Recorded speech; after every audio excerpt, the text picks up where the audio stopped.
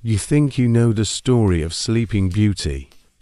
A princess cursed to sleep for 100 years, a kingdom frozen in time, and a prince's kiss, breaking the spell and awakening true love.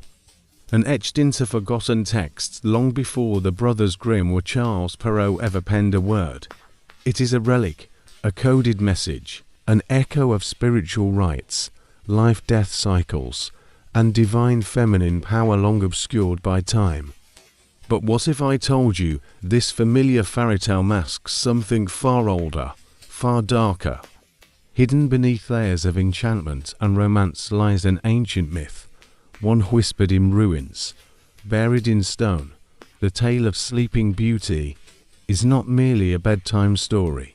And once you trace its roots through the centuries, through blood rites, pagan rituals, and archetypal resurrection myths, the sleeping princess becomes something else entirely. Instead of death, Aurora would fall into a deep sleep lasting 100 years, only to be awakened by true love's kiss. A doorway, they named her Aurora, or Briar Rose. Whether guided by fate or courage, he made it through the thorns and found Aurora, still as beautiful as the day she fell. Moved by love, he kissed her, depending on the version, and celebrated her birth with a grand feast, inviting all the land's wise women, or fairies, to bestow gifts upon the child. A threshold, a prophecy buried beneath a curse.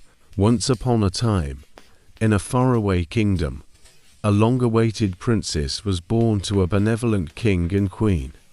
On her 15th or 16th birthday, the curious princess stumbled upon a hidden spinning wheel in a tower, pricked her finger, and collapsed. But one fairy was forgotten, insulted and enraged, as thick briars grew around the walls, sealing it from the world. She arrived uninvited, and uttered a chilling curse. The young princess would one day prick her finger on a spindle and die. A kinder fairy, who had not yet offered her gift, softened the curse. Despite the king's desperate attempts to prevent the curse, ordering every spindle destroyed, fate could not be denied. The entire castle fell into slumber with her. 4 generations, brave men tried to reach the sleeping princess, but were ensnared and killed by the thorns. At last, a young prince arrived. She stirred, her eyes fluttered open.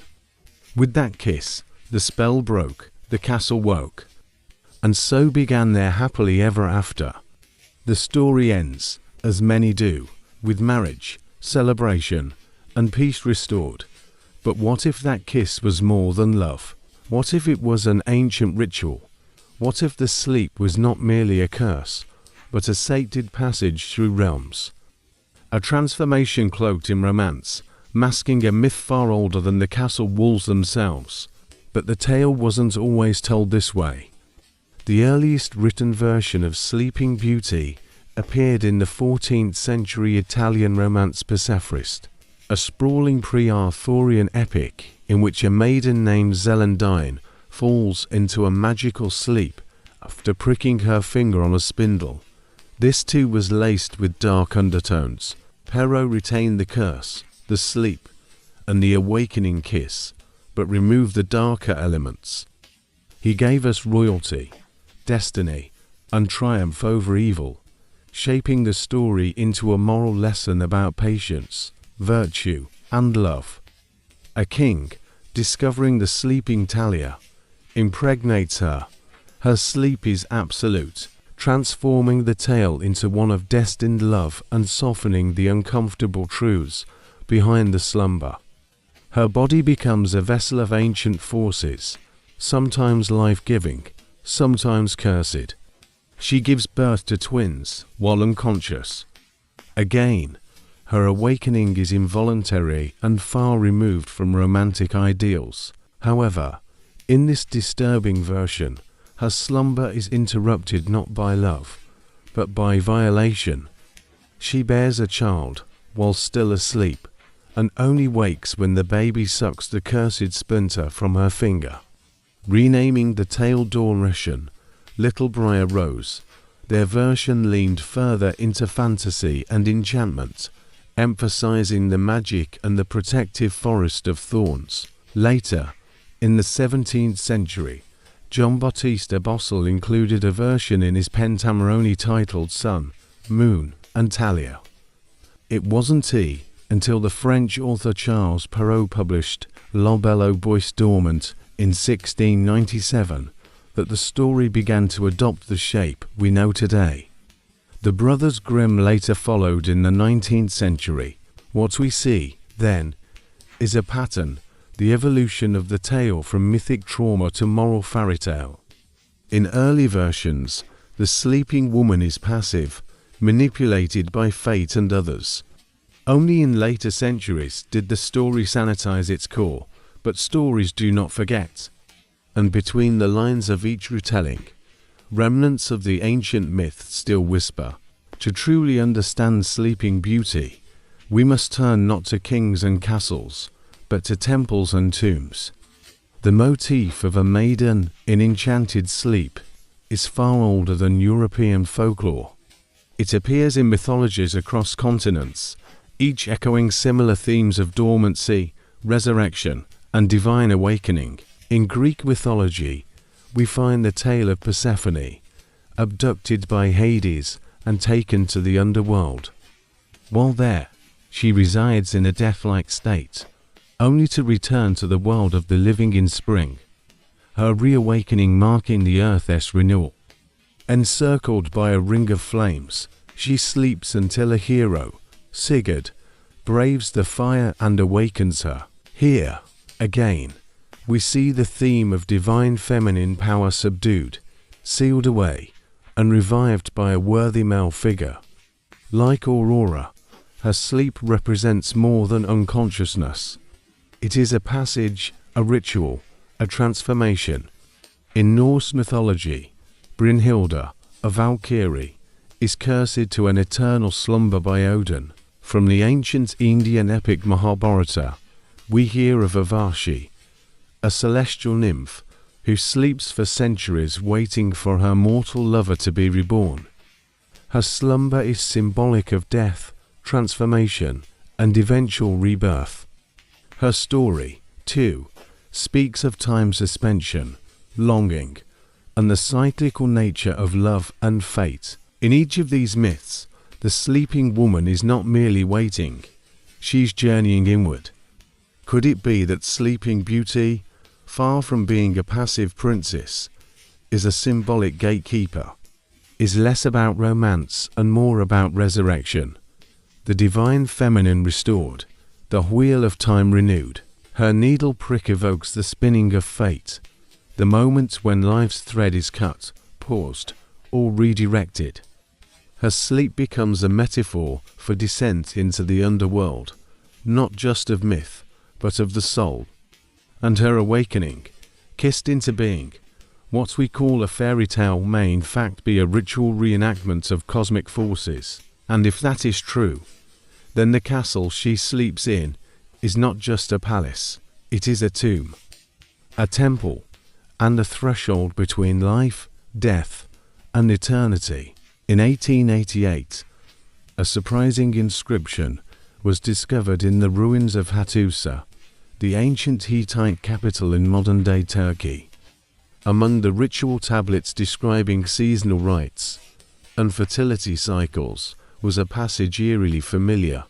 A virgin priestess, consecrated to the goddess of the earth, falls into a sacred sleep after touching a cursed spindle during a lunar ceremony. She was to awaken only when touched by the breath of divine union. This account predates the earliest European version of Sleeping Beauty by over a millennium. Across the world in Cambodia, at the Angkor Wat complex, archaeologists in the early 20th century uncovered a series of carvings in a hidden chamber beneath the temple, a lesser-known myth of the goddess Nephthys entering a death-like slumber after invoking forbidden magic. Her awakening was said to have restored balance to the Nile's flooding cycles, a metaphorical resurrection of the land itself. Among them was a scene depicting a maiden encircled by thorny vines, but as participation in a cosmic event. The sleep coincides with sacred rituals, seasonal changes, and celestial alignments. Guarded by monstrous figures, and approached by a warrior holding a lotus, the Eastern symbol of awakening. In 2002, an Egyptian tomb excavated in Abydos revealed in each of these findings a common thread emerges. The feminine figure enters sleep not as punishment, a deep sleep, the encircling of protective forces, and an awakening by contact with sacred love or union. Scholars now believe that what we know as Sleeping Beauty could have originated as an initiatory myth of ancient priestesshood, fertility cycles, or even royal rites of passage. The story, retold across centuries and continents, retained its bones even as the skin changed. What remains consistent is the structure. A young woman, a forbidden object. This isn't just a folktale. It is a relic of mythological memory, encoded, protected, and passed down through time as story. Once the tale is viewed through this ancient lens, its symbols take on profound, layered meanings. The spindle, the object that triggers Aurora's fate, is not random. But unlike physical death, it is reversible. In shamanic traditions and ancient initiation rites, symbolic death is necessary to be reborn with spiritual insight. The sleeping princess undergoes a soul journey, like Persephone in the underworld, descending into the unconscious and emerging transformed. In many ancient traditions, the spindle is linked to the fates. It whispers of forgotten rituals, of feminine mysteries, of the dangerous and divine power of fate. In Greek myth, the moiroi spin, measure, and cut the thread of life. The act of spinning determines destiny, dressed in royal gowns and set behind castle gates. Often dismissed as a romantic flourish, it may in fact represent sacred union. In alchemical texts, the mystical marriage between masculine and feminine forces is the moment when transformation occurs. The prince's kiss is not ownership, it is not conquest. It is the restoration of balance, the union of opposites. She is the soul on its journey, paused, protected, and waiting to be reawakened. Look beyond the pages of the picture book and into the layers beneath. Sweet, wait until you hear the tale of a girl who walked into a forest of wolves and never came back the same. Filled with pastel castles and true lover's kiss, is far more ancient and profound than we've ever been led to believe. The reawakening of divine harmony, the moment Aurora pricks her finger, is not a curse, as deep as silence, and as eternal as sleep, but a moment of destiny activated. It signifies the crossing from childhood to womanhood, from mortal time into mythic time. The sleep itself is a symbolic death. The forest of thorns that surrounds the castle is not just protection, but a boundary between worlds. It is the liminal veil, the space between the material world and the mythic or spiritual realm. Those who dare to pass through it are undertaking a heroic quest, not unlike Orpheus seeking Eurydice or Gilgamesh venturing beyond the mortal plane, but a vessel of rebirth, cosmic rhythm, an eternal return. And the kiss, Aurora's awakening, is the final stage of an ancient rite. The soul, having passed through death and shadow, returns bearing new light. In this light, Sleeping Beauty becomes a symbol of sacred feminine power, not a passive damsel. What seemed like a fairy tale kiss becomes a ritual of resurrection. The story of Sleeping Beauty you thought was a gentle bedtime fable, soft. It is a story of death and rebirth, of sacred sleep and symbolic passage. It carries echoes from Hittite tablets, Egyptian tombs, and Norse fire rings. It is not just a European fairy tale, but a universal myth.